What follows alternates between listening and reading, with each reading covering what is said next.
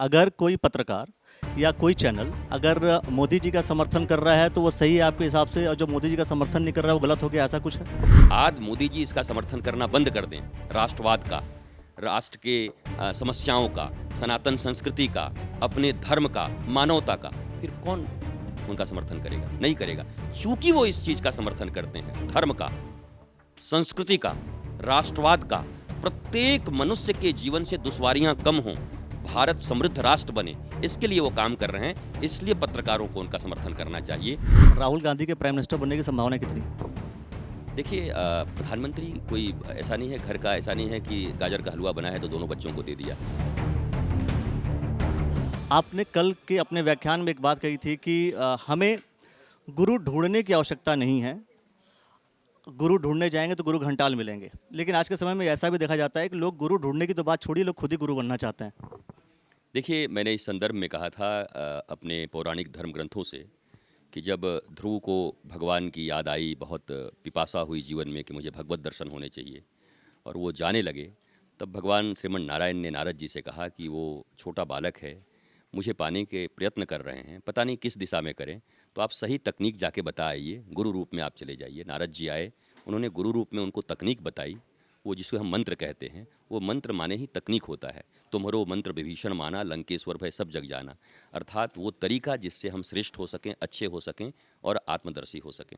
मैंने कहा, आप गुरु ढूंढने का प्रयास मत करिए, क्योंकि आपकी बुद्धि सीमित है, और आप जब भी ढूंढेंगे तो अपने जैसा ही ढूंढेंगे। आपके मन के जो अनुकूल होगा उसको आप गुरु बना लेंगे, और मन के अनुकूल जो आया तो आपका मन तो आपका ऐसे ही सुसाइड कराने वाला है। आपका सारा बंटाधार आपका मन ही करा रहा है, और मन के अनुसार गुरु भी ढूंढ ले आएंगे तो दोनों मिल जाएंगे। अंधा गुरु बहरा चेला, मांगे गुड़ तो देवे ढेला। इसलिए मैंने कहा था, गुरु ढूंढने जाओगे तो गुरु घंटाल मिलने की संभावना है। आप ईश्वर के प्रति अनुरक्त हों, अपने भीतर में झांकना प्रारंभ करें, एक आंतरिक पुकार करें ईश्वर से, तो निश्चित तौर पर ये प्रकृति इतनी संवेदनशील है और परमात्मा इतने प्यारे और संवेदनशील हैं कि आप तक किसी न किसी सदगुरु को भेज देंगे, जिससे आपका मार्ग प्रशस्त हो जाए। अच्छा, सरकारों को लेकर के भी आपके स्टेटमेंट आते हैं। सवाल ये है कि आप बीजेपी के समर्थक हैं, हम ये मान लें या क्या माने? देखिए, मैंने कल भी कहा था कि गुलाब का काम है खिलना, और एक हवा होती है जो आपकी नासिका तक उसके सुगंध को पहुंचाती है, उसको एजेंट कहते हैं, संवाहक कहते हैं।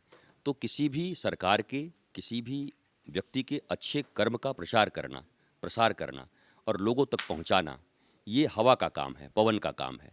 और साधु संत को कहा जाता है, रमता जोगी बहता पानी, पवन की तरह ही हैं ये। तो अच्छे चीज़ों का ये प्रसार करते चलते हैं। मैं वर्तमान में जो एक घना अंधेरा दिखाई देता था भारतवर्ष में, तो प्रधानमंत्री श्री नरेंद्र मोदी जी को भारत के एक सच्चे सपूत के रूप में देखता हूँ, जो वास्तव में राष्ट्र के लिए कर्म कर रहे हैं। वास्तव में सनातन संस्कृति से अगर यह देश चला तो सिर्फ इस देश का नहीं, बल्कि इस पूरी पृथ्वी और यूनिवर्स का मंगल हो सकता है। इस दिशा को भांपते हुए, समझते हुए, वैदिक शास्त्रों का अध्ययन किया है मैंने, उस दिशा से मुझे लगा कि उनका समर्थन करना चाहिए, और मैं समर्थन करता हूँ। क्या पूरे भाजपा में सिर्फ नरेंद्र मोदी जी हैं जो सनातन संस्कृति के संवाहक हो सकते हैं, या पूरा अच्छा काम कर सकते हैं? क्या अन्य जो लीडर्स हैं, योगी जी का मैं जिक्र करूंगा, क्या अन्य लोग इस श्रेणी में नहीं आते? देखिए, प्रधानमंत्री श्री नरेंद्र मोदी हैं। आप अगर योगी आदित्यनाथ जी को देख लीजिए, हमारे प्रदेश की हालत तो बहुत अच्छी नहीं थी, पर उन्होंने एक ही चीज़ कहा कि हमारी बहन बेटियां संध्या को भी घूम पाएंगी। और आपको भी पता होगा आज कि लॉ एंड ऑर्डर की स्थिति ये है कि एक बार अपराध करने से हर आदमी थर्राता है कि ये शासन कौन सा है, और वो चीज़ होना चाहिए। और इसके लिए उनको मठ का एक बोला जाता था, मंदिर चलाने वाले आदमी हैं, पर उन्होंने क्या करके दिखाया, उन्होंने कितना सुंदर ये चलाया, आप देख लीजिए। तो योगी आदित्यनाथ जी हैं, हमारे गृह मंत्री अमित शाह जी, मैं उनको, देखिए कितने स्ट्रांग है वो, जो चीज़ तय करते हैं मुझे ये करना है राष्ट्र के लिए। और मुझे वो याद है, संसद में एक बार उन्होंने कहा था, आप क्या बात करते हैं, हम जान दे सकते हैं, जिसके लिए हमारे पंडित दीनदयाल उपाध्याय जी ने इतना बड़ा अपने जानों को दिया। तो वो भी बड़े डेडिकेटेड हैं। एक नहीं, प्रधानमंत्री नरेंद्र मोदी नेतृत्व कर रहे हैं। नेतृत्वकर्ता अगर ईमानदार हो, अच्छा हो, और संस्कृति के प्रति उसके भाव अच्छे हों, धर्म के प्रति भाव अच्छे हों, तो प्रायः धीरे धीरे धीरे जो गोलबंदी होती है वो अच्छे लोगों की हो जाती है। आप गांजा पिएं तो गजेड़ी मिल जाएंगे, आप शराब पिएं तो शराबी मिल जाएंगे, आप सत्संगी हैं तो सत्संगी मिल जाएंगे। वो चूंकि ईमानदार हैं, अच्छे हैं, राष्ट्र प्रेमी हैं, सनातन प्रेमी हैं, तो उनके इर्द गिर्द धीरे धीरे ऐसे ही लोगों का समागम हो रहा है, और बहुत सारे लोग अनगिनत लोग हैं भारतवर्ष में जो भारत का मंगल चाहते हैं, सनातन संस्कृति की ओर आना चाहते हैं। और उस पार्टी में भी और कई पार्टियों में, मैं सिर्फ उस पार्टी की बात नहीं करता, कई पार्टियों में ऐसे लोग हैं जो सनातन संस्कृति को पसंद करते हैं। पर विभीषण की तरह लाल बत्तियों के कारण कुछ लोग रुके हुए हैं, पर वो आ जाएंगे राम जी की शरण में। चूंकि देश तभी सुधर सकता है जब सबके विचार शुद्ध हो जाए, और विचार शुद्धि के लिए एक बुक है जो मैंने स्टडी किया, पढ़ा था, विवेकानंद जी ने लिखा था, इंडिया एंड हर पीपल, जिसमें उन्होंने साफ तौर पर मेंशन किया कि गुरुकुल जब जितने भी गुरुकुल थे उन सब गुरुकुल में लगभग 18 सब्जेक्ट, 18 विषय लिखे थे, रसायन शास्त्र भी पढ़ाया जाता, सब कुछ पढ़ाया, भौतिकी भी पढ़ाई जाती थी। तो क्या ऐसा कोई समय आ सकता है या भविष्य में ऐसी कोई संभावनाएं दिखती हैं जिससे कि ये सरकारें भी जागें और लोग भी कहीं ना कहीं अवेयर हों और ये इन सब चीज़ों का अध्ययन कर सकें, सही तरीके से अध्ययन कर सकें, फिर पुनः हमारा जो है देश है वो विश्व गुरु बन सके? देखिए, स्वामी विवेकानंद जब रामकृष्ण परमहंस के पास जाते थे तो उनका परिवार भी नहीं चाहता था और बंगाल के लोग भी बोलते थे पागल गुरु का पागल चेला। पर जब वो उनको स्वीकार किए, एक लिविंग आइडियल उनके जीवन में मिले, स्पिरिचुअल आइडियल उनको मिला, तो धीरे धीरे उनका ग्रोथ हुआ। और विवेकानंद योग्य पात्र थे, इसलिए अपने गुरु को अपने भीतर में उन्होंने समाहित किया। उनके बहुत सारे बुक हैं, उनके थॉट्स हैं, जो 18, मैं आपको भी बताया कि 20 विषय ऐसे हैं हमारे सनातन गुरुकुलम में जिसको पढ़ाया जाता था, जिसके पढ़ने के बाद हाथों में डिग्रियाँ लेकर के लोग बेरोजगार होकर नहीं घूमते थे, बल्कि रोजगार देने वाले बन जाते थे। तो उस व्यवस्था को पुनः लागू करने के लिए बस एक बात समझने की है। अगर समझ में आ गया युवाओं को, समझ में आ गया भारतवासियों को, तो वो इसको लागू करा के रहेंगे। ऐसे व्यक्ति को सत्ता में ले आएंगे जो एक बार में लागू कर देगा, क्योंकि सत्ता के माध्यम से ही संभव है, दूसरे तरीके से संभव नहीं है। हम अवेयरनेस कर सकते हैं, सामाजिक जागरण कर सकते हैं, पर करना तो उन्हीं को है, नियम उन्हीं को बनाना है। इसलिए आपको सरकार ऐसी बनानी पड़ेगी। वैसा दिन फिर से आएगा, मुझे दिखाई पड़ रहा है, प्रकाश की किरण दिखाई पड़ रही है। हम सब जगे रहेंगे तो जरूर आएगा। व्यक्तिगत स्वार्थ से हट करके सामूहिक स्वार्थ की अगर बात सोचेंगे तो जल्दी भारतवर्ष में राम राज्य की स्थापना होगी। राहुल गांधी के प्राइम मिनिस्टर बनने की संभावना कितनी? देखिए, प्रधानमंत्री कोई ऐसा नहीं है, घर का ऐसा नहीं है कि गाजर का हलवा बना है तो दोनों बच्चों को दे दिया। हाँ, गाजर का हलवा बना है तो दोनों बच्चों को दे जरूर देंगे, पर एक साधारण व्यापार भी जब होता है तो पिता भी चुनाव करता है कि ये अच्छा संभालेगा कि ये अच्छा संभालेगा। तो भारत के लोगों ने ये चयन किया है कि श्रीमान नरेंद्र मोदी भारत को एक राष्ट्र के रूप में, विश्व गुरु के रूप में स्थापित करने में बहुत योग्य और श्रेष्ठ हैं, इसलिए उनके हाथ में ही सत्ता। राहुल गांधी नहीं है? अब मैं उनको बहुत ज़्यादा जानता नहीं, बहुत सुनता नहीं, इसलिए बहुत कुछ बता नहीं सकता, लेकिन 2 बार से चुनाव देख रहा हूँ। भारत की जनता के हृदय में वो हैं, नरेंद्र मोदी जी हैं, और उन्होंने जो जो काम किए हैं तो जनता बहुत प्रसन्न है, मुझे लगता है। आपने मीडिया को लेकर के बात कही अभी थोड़ी देर पहले कि मीडिया वो दिखाए जो बेहतर हो, जो सही हो, बाकी ज़बरदस्ती लोगों को जो पसंद है वो दिखाने की ज़रूरत नहीं है। तो फिर टीआरपी का जो गेम है पूरा, वो ख़त्म ही नहीं होता है जल्दी। सबको कुछ ना कुछ टीआरपी चाहिए, व्यू चाहिए, व्यूवरशिप चाहिए, और वो जो लोगों को पसंद है अगर वो दिखाना शुरू करेंगे, दिखाते हैं तो व्यूवरशिप आएगी, लेकिन जो पसंद नहीं है, जो सच है, जो सही है, वो उसको दिखाने की कोशिश करेंगे तो फिर दिक्कतें आने लगती हैं। कोई ना कोई तो भगत सिंह के साथ तो करोड़ों लोग नहीं थे, वो खड़े हुए। तो मैंने कल घोषणा किया, आपको बताया कि मैं 51 वर्ष मेरे हो गए, मैं ऐसे पैसे लेना पसंद नहीं करता, मैं किसी कथा के लिए पैसा नहीं लूँगा, किसी चीज़ के लिए चल तो रहा हूँ। तकलीफ़ें तो बहुत हैं, मुझे भी तकलीफ़ें होती हैं, लेकिन मैंने एक निर्णय लिया है कि राष्ट्र की सेवा करूंगा और ऐसे ही करूंगा, सनातन धर्म की सेवा करूंगा और ऐसे ही करूंगा। और अब मैं देखता हूं कि वो सच्चे लोग, अच्छे लोग भी मेरे आसपास में हैं, और परमात्मा की मेरे ऊपर बहुत कृपा है, प्रकृति मेरे साथ है, मैं सब काम करने में समर्थ हो रहा हूं।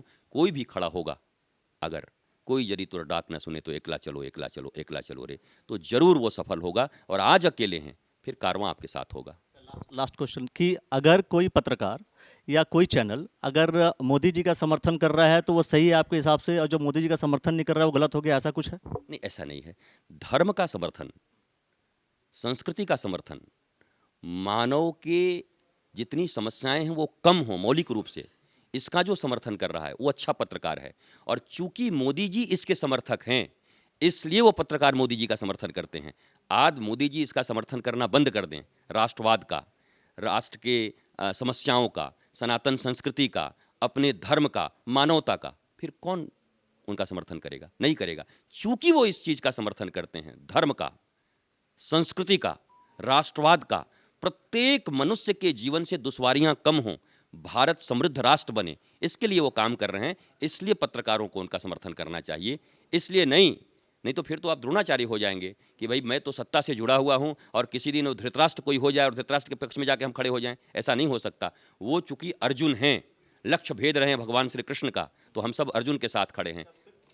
अगर मान लीजिए कोई ऐसा कैंडिडेट जो भाई कैंडिडेट प्रधानमंत्री नरेंद्र मोदी जी प्रधानमंत्री तब बनेंगे जब सारे एमपी उनके पक्ष में हो जाएंगे या सारे बीजेपी के जीतेंगे। अगर कोई ऐसा कैंडिडेट है जिसके जिसके ऊपर दाग लगे हों और बीजेपी का कैंडिडेट हो जिसके ऊपर केसेस चल रहे हों, ऐसे कंडीशंस में जनता क्या करे और आपके हिसाब से पत्रकार क्या करे? देखिए, अगर मुझसे आप पूछेंगे तब तो फिर ये लोकतंत्र ऐसा होता कि आप एक श्रेष्ठ व्यक्ति का चुनाव करें। प्रधानमंत्री जैसे बाहर अमेरिका में राष्ट्रपति इत्यादि का चुनाव होता है तो प्रधानमंत्री इनको चुन दिया जाता। लेकिन इस दृष्टि से ये बड़ा कठिन प्रश्न है आपका। लेकिन ऑफ रिकॉर्ड और ऑन रिकॉर्ड मैं दो बात बोलता नहीं, मेरे भीतर दोगलापन है नहीं। तो मैं ये ज़रूर कहूँगा, भारत की जो वर्तमान परिस्थिति है, वर्तमान परिस्थिति में ये सरकार बननी चाहिए जिससे सनातन संस्कृति और भारतवासियों और दुनिया का लाभ होगा। तो एक बार तो सरकार को बनाना चाहिए। लेकिन फिर मैं नहीं कहूँगा, अगर सिद्ध हैं किसी पर मुकदमे और समाज में बिल्कुल घृणित व्यक्ति के रूप में जिसकी पहचान है और ऐसे को अगर दिया जाता है, तब फिर ये विचारणीय प्रश्न है कि फिर ऐसे लोगों का चुनाव करें कि न करें।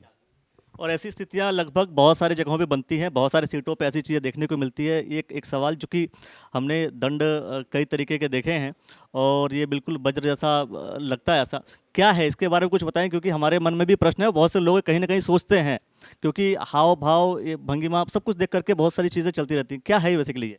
देखिए, जब प्राचीन समय में राजा बनते थे तो उस समय में उनका बहुत तरीके से मंत्रोच्चार के द्वारा उनकी शुद्धि इत्यादि होती थी।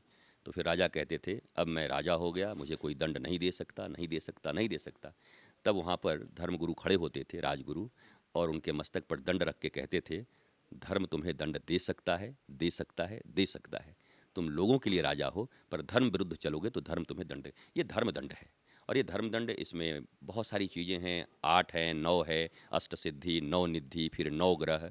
तो इसका विश्लेषण बहुत बड़ा है। हमारी आपकी एक वार्ता सिर्फ इसी पर हो तो हम जरूर करेंगे। तो बहुत बहुत धन्यवाद। मैं समझता हूँ कि बहुत सारे विषयों को लेकर के हमने सारी बातें कर ली है। सरकार की बात हो या अध्यात्म की, सारी चीज़ें हमने चर्चा की। आप किस विषय को लेकर के क्या जो कुछ भी आप कहना चाहते हैं कमेंट सेक्शन में अपनी प्रतिक्रिया जरूर दे दीजिए।